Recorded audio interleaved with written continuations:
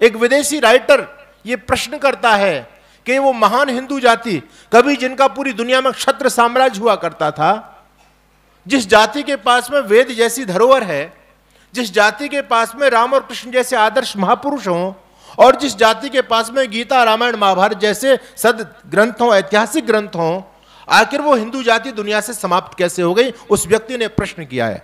बंधु, उस प्रश्न का उत्तर मैं आपके बीच में बोल रहा हूं। इसमें कोई संदेह नहीं कि वेद जैसा ज्ञान की राशि हमारे पास में है, इसमें कोई संदेह नहीं है गीता, रामायण, महाभारत जैसे ऐतिहासिक ग्रंथ हमारे पास में है, और यह भी हमारे लिए गौरव की बात है कि भगवान श्री राम और भगवान श्री कृष्ण जैसे आदर्श महापुरुष भी हमारी इस जाति में पैदा हुए। लेकिन हमसे भूल क्या हुई? हमसे सबसे बड़ी भूल हुई इस हिंदू जाति से।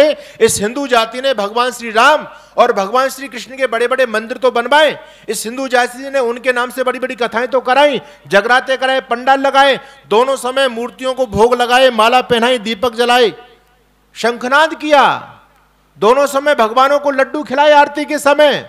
लेकिन हमसे भूल यह हुई कि जो बात भगवान श्री राम और भगवान श्री कृष्ण ने कही, हमने उस बात को नहीं माना। यह हमारे पतन का सबसे बड़ा मूल कारण है। भगवान श्री कृष्ण का अद्भुत ग्रंथ है गीता। कितने लोगों ने गीता पढ़ी होगी? हम उनको कहते तो हैं कि वो लोग बढ़ रहे हैं, हम घट रहे हैं। उनका धर्म ग्रंथ उनको कट्टरता सिखा रहा है, मरना मारना सिखा रहा है, कह रही है कुरान के काफिर को धरती पर छोड़ना नहीं है बंधुओं। लेकिन आपकी गीता भी तो कुछ कह रही होगी, आपकी रामायण भी तो कुछ कह रही होगी, आपका महाभारत भी तो कुछ कह रहा होगा। हमने उनको कितना पढ़ा है? केवल भगवान श्री कृष्ण के मंदिर में जाकर के मूर्ति को माला पहना देने से कल्याण होने वाला नहीं है। और मैं तो स्पष्ट बोलता हूं, भगवान श्री कृष्ण का सच्चा भक्त कौन है? जो जन्माष्टमी के दिन या भगवान श्री राम के मंदिर में जाकर के जो उनको माला चढ़ा दे, धूप दीप नैवेद्य रख करके पूजा आरती कर दे, वो भगवान का सच्चा भक्त है। या भगवान की आज्ञा का पालन करे, वो भगवान का सच्चा भक्त है। उदाहरण के लिए, एक पिता के दो पुत्र हैं। एक पुत्र जब सुबह पिताजी उठते हैं तो उठ करके धूप दीप नैवेद्य लगाता है, आरती पिताजी की उतारता है, लेकिन पिताजी ने जो किया वो नहीं किया उसने। दूसरा पुत्र ये आरती तो नहीं करता, माला तो नहीं पहना रहा है, लेकिन पिताजी जैसा कहते हैं वैसा मानता है। आप बताइए पिताजी का सच्चा भक्त कौन है? आज्ञा का पालन कर रहा है, उसी को तो आप कहेंगे ना। महर्षि दयानंद भक्ति की क्या परिभाषा कर रहे हैं? ईश्वर स्तुति प्रार्थना उपासना के मंत्रों में ऋषि लिखते हैं, भक्ति अर्थात उसी की आज्ञा पालन करने में तत्पर रहना। किसकी? जिसकी आप भक्ति करना चाहते हैं उसकी आज्ञा का पालन करो, यही तो भक्ति है। माँ की भक्ति करना चाहते हैं तो माँ की आज्ञा का पालन करो, पिता की भक्ति करना चाहते हैं तो पिता की आज्ञा का पालन करो, राष्ट्र की भक्ति करना चाहते हैं तो राष्ट्र के संविधान के अनुसार चलो, और यदि भगवान कृष्ण की भक्ति करना चाहते हो तो कृष्ण जी की आज्ञा का पालन करो, और भगवान राम की भक्ति करना चाहते हो तो भगवान श्री राम की आज्ञा का पालन करो। बस यही भूल हम लोगों से होती है। हम केवल उनके चित्रों पर माला चढ़ाते रह जाते हैं, बल्कि उन्होंने जो हमको आदेश दिया, उन्होंने जो हमको उपदेश दिया, उन ग्रंथों को कभी हम खोल करके नहीं पढ़ते। शायद हमारे घर में गीता भी ना हो, अगर होगी भी हमारे घर में गीता तो वो केवल लाल कपड़े में लपेट करके मंदिर के अंदर रखी हुई होगी बस।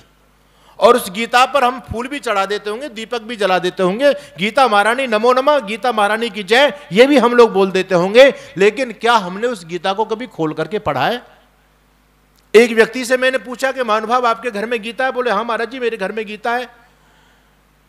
तो मैंने कहा कि तुम्हारे घर में महाभारत भी है? बोले नहीं नहीं, महाभारत में मेरे घर में नहीं है। मैंने कहा क्यों नहीं है? मैंने कहा रामायण है। बोले रामायण तो है। मैंने कहा महाभारत क्यों नहीं है? कहता महाराज महाभारत मेरे घर में मैंने इसलिए नहीं रखी, अगर मैं घर में महाभारत रखूंगा तो घर में ही महाभारत हो जाएगा। इसलिए हिंदू समाज के घरों में महाभारत नहीं मिलेगी आपको, रामायण मिलेगी, गीता मिलेगी, लेकिन महाभारत प्राय लोगों के घर में नहीं मिलती। लेकिन हेतु यही देते हैं कि घर में यदि महाभारत आ गई तो घर में महाभारत हो जाएगा। मैंने कहा आपके घर में गीता जी है, आपके घर में रामायण जी है, तो क्या रामायण रखने से आपके घर में स्वर्ग उतर आया? अगर इन ग्रंथों को रखने मात्र से स्वर्ग नरक की कल्पना आप कर रहे हो, महाभारत को रखने से घर में महाभारत हो जाएगा, तो रामायण को रखने से आपके घर में स्वर्ग आ गया क्या? इन ग्रंथों को रखने मात्र से कुछ होने वाला नहीं है। यही तो महर्षि दयानंद जी के दृष्टिकोण है, यही तो उनका चिंतन है।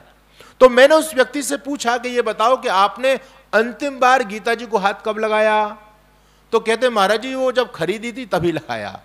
उसके बाद तो फिर खरीद करके मंदिर में विराजमान है गीता जी। हमने कभी गीता जी को खोल करके पढ़ने का प्रयास नहीं किया बंधुओं, हमने कभी रामायण को, महाभारत को खोल करके पढ़ने का प्रयास नहीं किया। हम किस बात के भगवान श्री कृष्ण के भक्त हैं? इसलिए हम पतन की तरफ जा रहे हैं। अगर हम अपने महापुरुषों की बात को माने तो निश्चित रूप से आज भी जो हिंदू समाज की नैया निरंतर डूबती चली जा रही है, ये इसकी रक्षा हो सकती है। हम भगवान श्री कृष्ण के जन्मोत्सव पर ये प्रेरणा लें, और हम कहां तक पलायन करेंगे, कहां तक हम भागेंगे? दुनिया में केवल आपका एक स्थान बचा है, भारत देश। और इस भारत देश में भी 36 प्रांतों में से 9 प्रांत ऐसे हैं जहां पर आप समाप्त हो गए हो। 36 प्रांतों से 9 प्रांतों की स्थिति बता रहा हूं। 800 जिलों में से 200 जिलों में आप समाप्त हो गए हैं, यानी लगभग 25% मामला इस भारत देश में भी आपका समाप्त हो चुका है। और हम लोग खूब भगवान कृष्ण की आरती कर रहे हैं।